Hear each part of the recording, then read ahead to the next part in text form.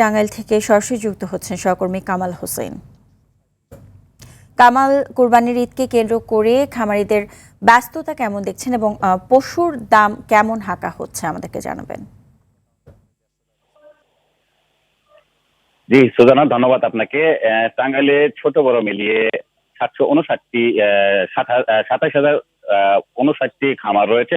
আর এই খামারগুলোতে পশু মোটা তাজা করা হচ্ছে 2,33,778টি। আর টাঙ্গাইলে কুরবানির চাহিদা রয়েছে 1,95,000। মোট কথা যে আসলে টাঙ্গাইলে যে পরিমাণ গরু বা পশু মোটা তাজাকরণ করা হচ্ছে, লালন পালন করা হচ্ছে, কুরবানির চাহিদার চেয়ে কিন্তু 40,000 বেশি পশু উদ্বৃত্ত থাকবে। আমি এখন যে খামারটিতে রয়েছে এটি হচ্ছে টাঙ্গাইলের সবচেয়ে বড় গরুর খামার। এই খামারটিতে ছোট বড় মিলিয়ে গরু রয়েছে 60-এরও বেশি। এখানে 16 লাখ থেকে শুরু করে তার বেশি পর্যন্ত কিন্তু দামের গরু রয়েছে। বিশেষ করে ভারতীয় যে বিভিন্ন জাতের গরু এবং শাহিওয়াল, ব্রাহ্মা থেকে শুরু করে অন্যান্য যে জাতগুলো রয়েছে সে জাতের গরু কিন্তু এখানে রয়েছে। তবে আমি খামারিদের সাথে কথা বলছি, তারা যেটি বলছেন যে তাদের একটি সংখ্যা কিন্তু এখানে রয়েছে। যদি ভারতীয় গরু আসে তাহলে কিন্তু তাদের যে গবাদি পশুর গোখাদ্যের যে দাম, সেই দামের সাথে তাদের যে ভারতীয় পশু যদি আসে সেক্ষেত্রে কিন্তু তারা দাম নিয়ে একটি সংখ্যা তাদের মধ্যে কাজ করছে। তবে এখনো যে টাঙ্গাইলের যে সমস্ত হাট রয়েছে পশুর হাট, সেই পশুর হাটগুলোতে ঠিকমতো পশু কিন্তু যে চাহিদা অনুযায়ী সে পশু কিন্তু উঠতে শুরু করেনি। তবে খামারিদের সাথে কথা বলে হয়েছে, তারা যেটি বলছেন যে এখনো বেশ কিছুদিন সময় বাকি রয়েছে।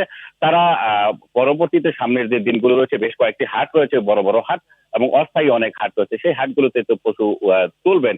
এছাড়াও যারা বড় বড় খামারি রয়েছে তারা যেটি বলছেন যে ঢাকার দিকে তাদের বিশেষ করে গাবতলী যে হাট রয়েছে সেই গাবতলী হাটে পশু নেওয়ার চিন্তা ভাবনা কিন্তু তাদের রয়েছে।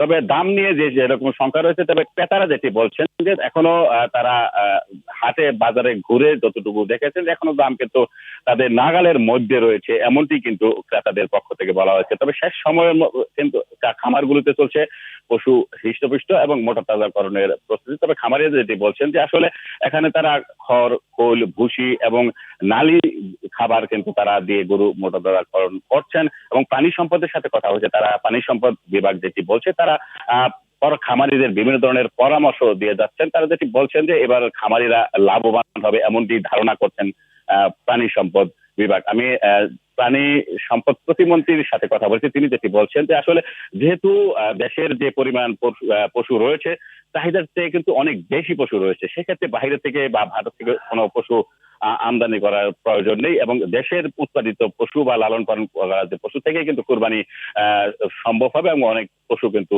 উদ্বৃত্ত থাকবে। তবে এখন পর্যন্ত জি কামাল, আপনাকে ধন্যবাদ।